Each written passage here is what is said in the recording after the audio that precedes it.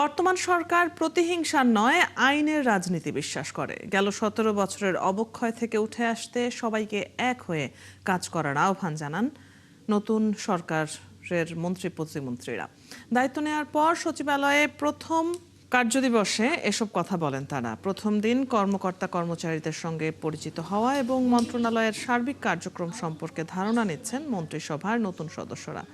স্থানীয় সরকার মন্ত্রী ডক্টর আব্দুল মঈন খান মন্ত্রণালয়ে যোগ দিয়ে বলেন, সরকার দায়িত্ব নেয়ার পর সুবিধাবঞ্চিতদের অগ্রাধিকার দিচ্ছে। এছাড়া নতুন তথ্যমন্ত্রী আন্দালিব রহমান পার্থ বলেছেন, গণমাধ্যমে জুলাই গণঅভ্যুত্থানকে খাটো করে দেখানোর সুযোগ নেই।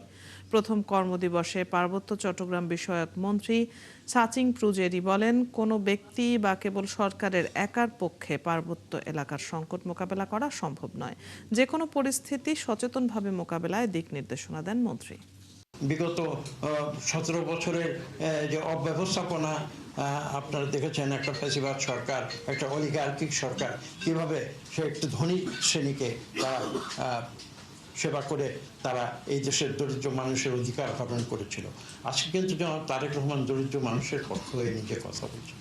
টেলিভিশনের লাইসেন্স কারা দিয়েছে, কাদের কথা বলতে হবে সেই যে মনে করিয়ে দেওয়া, হাত বেঁধে দেওয়া সাংবাদিক।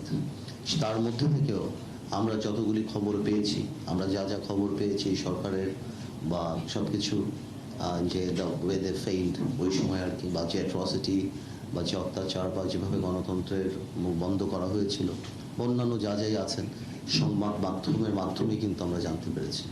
তো সুতরাং আমাদের এই জুলাই আন্দোলনে কোনোভাবেও সংবাদ মাধ্যম বা যারা যারা আছেন তাদের ভূমিকাকে খাটো করে দেখার কোনো সুযোগই নেই। পলিটিক্স থেকে আরম্ভ করে স্ট্যাচুটরি বডি পার্লামেন্ট থেকে আরম্ভ করে প্রত্যেকটা ডিপার্টমেন্টে এমনভাবে নৈতিক অবক্ষয় বা এমনভাবে কর্মপরিকল্পনা বা এমনভাবে করা হয়েছে যেটা সময় লাগবে, এটা আমিও বিশ্বাস করি। আমরা যারা বৃহত্তর পার্বত্য অঞ্চলে বাস করি, সারা বাংলাদেশের 90% জনগোষ্ঠীর সহানুভূতি এবং চিন্তাধারা এবং মানসিকতা এবং উপলব্ধি বিশ্বাস যেন আমাদের 10% জনগোষ্ঠীর প্রতি স্পেশাল যেন অ্যাটেনশন থাকে।